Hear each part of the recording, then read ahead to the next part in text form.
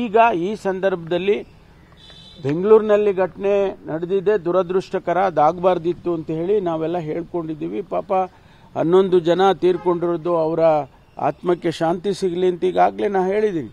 ಅವ್ರ ಕುಟುಂಬಕ್ಕೆ ಶಕ್ತಿ ಕೊಡಲಿ ಅಂತೇಳಿ ಇವತ್ತು ಇಂಥ ಘಟನೆಗಳಾಗಬಾರ್ದು. ಅದಕ್ಕೆ ಇವತ್ತು ನಾವು ಎಲ್ಲರೂ ಕೂಡ ನೋವನ್ನು ಅನುಭವಿಸ್ತಾ ಇದ್ದೀವಿ. ನಮಗೂ ನೋವಾಗಿದೆ.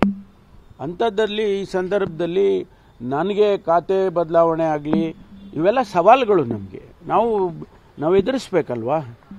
ಯಾರೋ ಕವರ್ಡ್ಸ್ ಥರ ಓಡಿ ಹೋಗೋದಲ್ಲ, ಇದನ್ನು ಎದುರಿಸ್ಬೇಕು.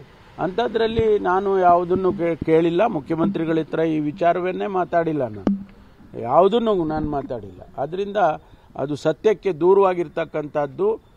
ಇದು ಸುಳ್ಳು. ಯಾರು ಕೂಡ ದಯಮಾಡಿ ಇದನ್ನ ಗಣನೆ.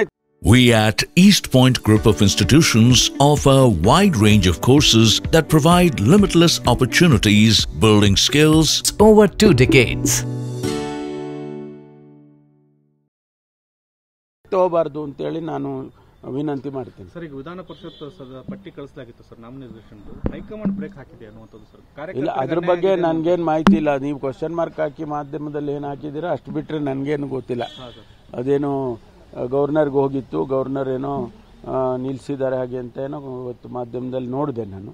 ಅದ್ರ ಬಗ್ಗೆ ನನಗೇನು ಹೆಚ್ಚು ಮಾಹಿತಿ ಇಲ್ಲ. ಬಹುಶಃ ಮುಖ್ಯಮಂತ್ರಿಗಳಿಗೆ ಮತ್ತು ನಮ್ಮ ಅಧ್ಯಕ್ಷರಿಗೆ ಅಷ್ಟೇ ಗೊತ್ತಿರುತ್ತೆ. ಅಲ್ಲ, ಕಾರ್ಯಕರ್ತರಿಗೆ ಅನ್ಯಾಯ ಆಗಿದೆ ಅನ್ನುವಂಥದ್ದು ಒಂದು ಗೊತ್ತಿಲ್ಲ. ಈಗಿರತಕ್ಕಂಥ ಪಟ್ಟಿಲಿ ಯಾರು ಹೇಳಿದ್ರೋ ಗೊತ್ತಿಲ್ಲ ಅನ್ಯಾಯ ಆಗಿದೆ ಅಂತ. ಸರ್, ಇನ್ನೊಂದು ಈ ಕಾಲ್ತುಳಿಕೆ ಸಂಬಂಧಪಟ್ಟಂತೆ ವಿಧಾನಸೌಧದಲ್ಲಿ ಕಾರ್ಯಕ್ರಮ ಮಾಡೋದು ಬೇಡ ಅನ್ನುವಂತ ಅಭಿಪ್ರಾಯವನ್ನ ಪೊಲೀಸರು ಕೊಟ್ಟರು. ಅದನ್ನ ಧಿಕ್ಕರಿಸಿ ಸರ್ಕಾರ ವಿಧಾನಸೌಧದ ಮುಂದೆ ಮಾಡಿದ್ದಾರೆ. ಹಾಗಾಗಿನೇ ಚಿನ್ನಸ್ವಾಮಿ ಸ್ಟೇಡಿಯಂ ಅಲ್ಲಿ ಪೊಲೀಸರ ಹೆಚ್ಚು ಮನ್ನನ್ನು ಹಾಕಕ್ಕಾಗಲಿಲ್ಲ. ಸೊ ಇದೆಲ್ಲೋ ಲೋಪ ಆಗಿದೆ, ಪತ್ರ ಬರೆದ್ರು ಕೂಡ ಸರ್ಕಾರದಿಂದ ಲೋಪ ಆಗಿದೆ ಅನ್ನುವಂಥ ಚರ್ಚೆಗಳು ದೊಡ್ಡ ಮಟ್ಟದಲ್ಲಿ ಆಗ್ತಿದ್ದಾವೆ ಸರ್. ಇದ್ರ ಬಗ್ಗೆ ನಾನು ಏನನ್ನು ಕೂಡ ಮಾತಾಡೋದಿಲ್ಲ ಇವತ್ತು. ಯಾಕೆಂದರೆ ಈಗಾಗಲೇ ನಾವು ತನಿಖೆಗೆ ವಹಿಸಿದ್ದೇವೆ. ಜಸ್ಟಿಸ್ ಮೈಕೇಲ್ ಕುನ್ನಾರ್ ಅವರ 1 ಮ್ಯಾನ್ ಕಮಿಷನ್ಗೆ ಇದನ್ನು ಒಪ್ಪಿಸಿದ್ದೇವೆ, ಸರ್ಕಾರ ಒಪ್ಪಿಸಿದೆ. ಅವರು ತನಿಖೆ ಮಾಡ್ತಾರೆ. ತನಿಖೆ ಮಾಡಿ ವರದಿ ಕೊಡೋವರೆಗೂ ಕೂಡ ನಾವ್ಯಾರೂ ಕೂಡ ಏನನ್ನು ಮಾತಾಡೋದಿಲ್ಲ. ಯಾಕೆಂದರೆ ನಾವು ಏನು ಹೇಳಿಕೆಗಳು ಕೊಡ್ತೀವಿ ಮಾಧ್ಯಮದ ಮೂಲಕ, ಅವು ಬೇರೆ ರೀತಿಯಲ್ಲಿ ಸಬ್ಜುಡಿಸ್ ಆಗುತ್ತೆ. ಅದಕ್ಕೋಸ್ಕರ ನಾನು ಯಾವುದನ್ನು ಕೂಡ ಮಾತಾಡೋದಿಲ್ಲ. ಒಟ್ಟಾರೆ ಚಿನ್ನಸ್ವಾಮಿ ಸ್ಟೇಡಿಯಂ ಮತ್ತು ಇಷ್ಟು ಜನ ಪೊಲೀಸ್ ಬಂದೋಬಸ್ತ್ ಇತ್ತು, ಅವತ್ತು ತುಂಬಾ ನಾನು ಹೇಳಿದ್ನಲ್ಲ, ಅದೆಲ್ಲ ನಮ್ಮ ಹತ್ರ ಎಲ್ಲವನ್ನೂ ಕೂಡ ಮಾಹಿತಿಯನ್ನು ನಾವು ನಮ್ಮ ತನಿಖಾ ಸಂಸ್ಥೆಗೆ ಕೊಡ್ತೇವೆ. ಅವ್ರು ಏನೇನು ಪ್ರಶ್ನೆಗಳು ಕೇಳ್ತಾರೆ, ಏನೆಲ್ಲ ಅವ್ರಿಗೆ ಮಾಹಿತಿ ಬೇಕಾಗ್ತದೆ, ಅದನ್ನೆಲ್ಲ ನಾವು ಕೊಡ್ತೇವೆ. ಅವರು ಅಲ್ಟಿಮೇಟ್ಲಿ ನೋಡಿ, ನಾನು ಹೇಳೋದು ಇಷ್ಟೇ, ನಾನೇನು ಕೂಡ ಇವತ್ತು ಹೇಳೋದಿಲ್ಲ.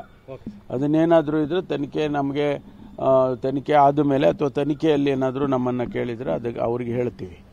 ಈಗ ನಾನು ಏನಾದರೂ ಹೇಳಿದರೆ ಅದು ತನಿಖೆ ಅದಕ್ಕೆ ಬೇರೆ ಕಡೆ ಹೋಗೋ ಸಾಧ್ಯತೆ ಇರ್ತದೆ.